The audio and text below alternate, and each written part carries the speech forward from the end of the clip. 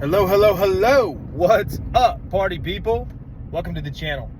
So today I want to talk about basically the same thing as always. It's the shifting of states, because states express themselves dominantly. So if you can think of a word, right? A word or a thought. You look at something like a piano. So you have A, B, C, D, E, F, G, all the keys, right? They're labeled as letters. But if you went bing and you were a trained musician, you'd go, oh, he just played an E key. You went E, oh, that's an F key, right? You recognize the vibration by the label.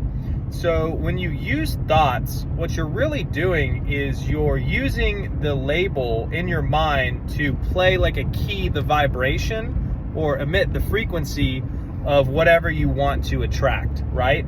And attraction can also be seen through the lens of a state expressing. So as I talked about in the last video, right? Like if you set something on fire, the state of being on fire is it dematerializes.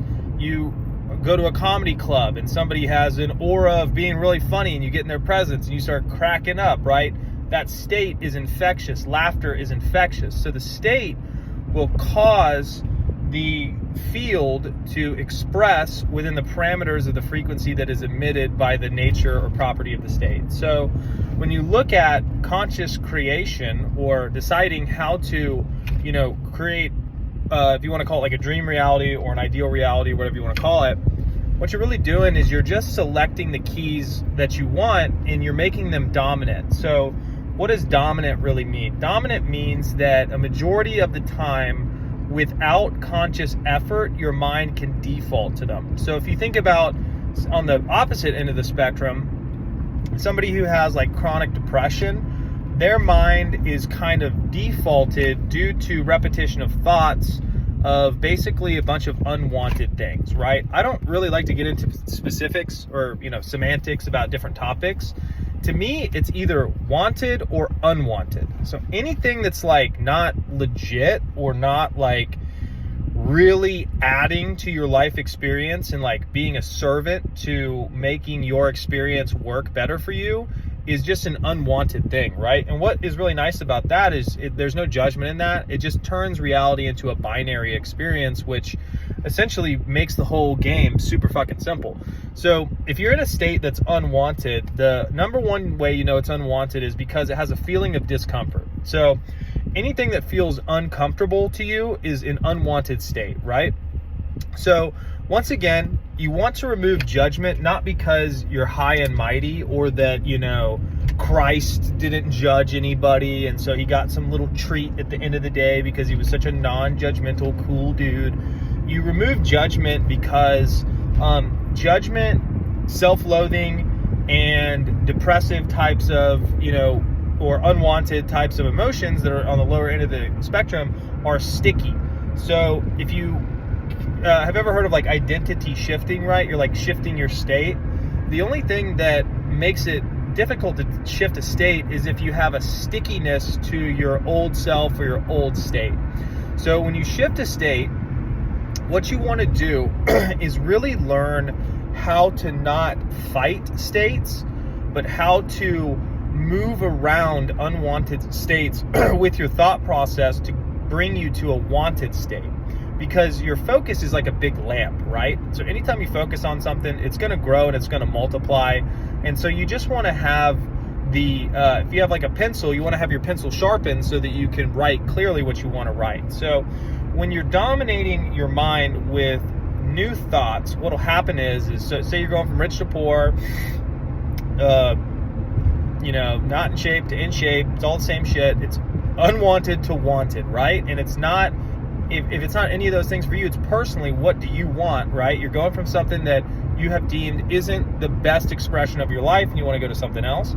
You start with generalized assumptions and thought processes that are very powerful. So if you think of building a mindset or expressing a state, when you have chaotic thoughts around money or something like that, right? It's real tempting to be like, no, I make $100 million a month. No, I make $100 million a month, right? And not saying that you can't badger your way through that, right? Like that's a totally viable way But if you want to do it from a little bit of a less resistant place, what you would want to do is work on your generalized state. And working on your generalized state is really nice because it's a reprieve from your problems. So if your mind is stuck in a chronic habitual state of focusing on problems, it's basically you're like in those traps that, stick wasps to it. You ever seen like a wasp come to get some food and it like sticks them to it? You keep trying to get off, but you keep getting stuck in these states because they have so much momentum. What you want to do is you want to hit your mind with just an asymmetrical, out of left field, unconnected thought that is positive. So if you're spiraling in a state that's unwanted and you want to shift to a new state, sometimes working on that same topic can be a little bit triggering because the dominant vibrations around that topic are unwanted. So if it's money or something like that, or it's physique or whatever, where you have this thought process of like, man, it's going to take me a long time to fix this, or whatever that nonsense is, which is also just a thought, which is unwanted, which can be changed and reoriented. You want to start with big macro badass thoughts like, I'm a fucking winner, right? What does that have to do with having more money? What does that have to do with having a better body? What does that have to do with anything? It's a huge arbitrary blanket statement, right? And maybe if you have a self-concept where you don't feel like a winner, right? And once again, it's not that you're not a winner, it's not that you're not winning, it's just that you're dominantly focused on things that maybe bring more attention to your losses than your wins, right? So it's really not anything's ever wrong with you. It's just a momentum shifting game, and you can do it in more eloquent ways. And that starts by basically hammering in these big macro concepts into your mind, because if you can really make macro good concepts dominant in your mind, it'll allow you the foundation to build really nuanced manifestation. What I mean by that is, like, if you're worried about da-da-da-da-da and you just slap your mind around, you're like, nah, I'm a winner. And it's like, how? And you don't elaborate, but you just practice the thought, I'm a winner. I win at everything I do. I'm going fucking beast mode 24/7. All I do is win. Everything keeps working out for me. That's one of my favorites, is everything keeps working out for me, because technically if you don't die, everything is working out for you, right? Like your heart is still pumping, everything is working out for you. So any triggering subject, you hit it with your mind with everything is working out for me. Everything is working out good. I'm crushing it. Everything is working out really, really good. And you can use these big macro thoughts to discipline your thought process, because essentially what you're doing, if you're looking at your mind as a operant machine to build your reality, there's 12 aspects to it. So if you look at the 12 disciples, when your mind is all fucked up, all 12 aspects are undisciplined. And discipline, disciple, 12 disciples, 12 aspects of mind. The first aspect of your mind that needs to really be disciplined is Simon Peter. I will build my rock upon whatever that phrase is, right? It has to deal with Simon Peter. And what that means is that your mind has to be trained in such a way to where it can only hear positive thoughts, right?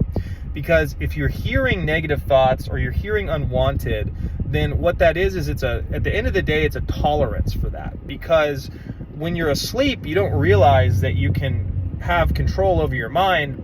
When you start waking up, you know that you can have control over your mind, but there's too much momentum. So it's like, you can fucking have whatever you want, you can create everything, but you're dealing with however long you've been asleep of unconscious programming. It's like a fucking rat's nest. So when you have a state shifting journey that you're embarking on, hitting the living daylights out of big macro thoughts of self-concept, like I'm a winner, everything works out for me. I use silly ones, dude. I'm going beast mode, I crush it, You hammer those down, and what you'll notice is when you start to hammer those down and really anchor them into your subconscious, you will suffocate all the oxygen out of unwanted thoughts because you're not focusing on them. And then once those foundations are really, really strong, and it's really life-changing, man. Like if you have a dominant assumption that everything works out in your favor and you really get your subconscious to buy into that, it's a drastic increase to quality of life. I'm not talking like, if you're manifesting 10 grand, you get 10 grand. That's like a minimum high. Like, if you have a dominant fucking assumption that you win at everything and you are going to have everything work out the way you want to, stress just fucking evaporates, and so does anxiety. So by claiming these really big, dominant, arbitrary, generalized thought patterns and just fucking religiously honing your ability to focus on those without doing the specifics, because when I first listened to Abraham Hicks, I was like, this is dumb as shit, because I'm trying to manifest more money. Why the fuck am I telling myself that I feel good all the time, right?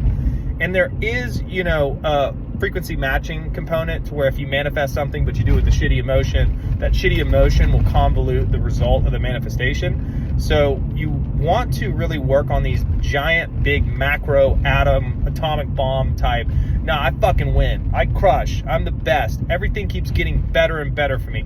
Everything keeps getting better and better for me. I win every single day, right? And if someone were to observe your mind, they'd be like, this person's fucking crazy. But what you're really doing is you're selecting bricks to build a foundational mindset that will allow you the stability, confidence, and power to get more specific without over leveraging yourself. So I hope that helps. It's a really great practice to work on those big self-concept things. You got to watch your mind 24/7 from the time you wake up to the time you go to sleep. It takes a little while to get that awareness, but once you have that awareness and you train it to automatically focus on wanted thoughts, you'll eventually develop the process where when you have an unwanted thought, your mind will go to bat for you and be like, no, that's bullshit thought. Because now if you have an unwanted thought, your mind will accept it. But if you can have dominant, big types of, affirmation type, whatever you want to call them, your mind will get programmed to defend itself against unwanted. And now you have a barrier against bullshit that will give you the breathing room you need to really scale higher heights. So I hope this was a great video. Feel free to ask questions in the comments if you guys want them. I'll answer every comment that I can. And then additionally, if you guys want some coaching, there's stuff in the description as well. So go conquer. Have a great day.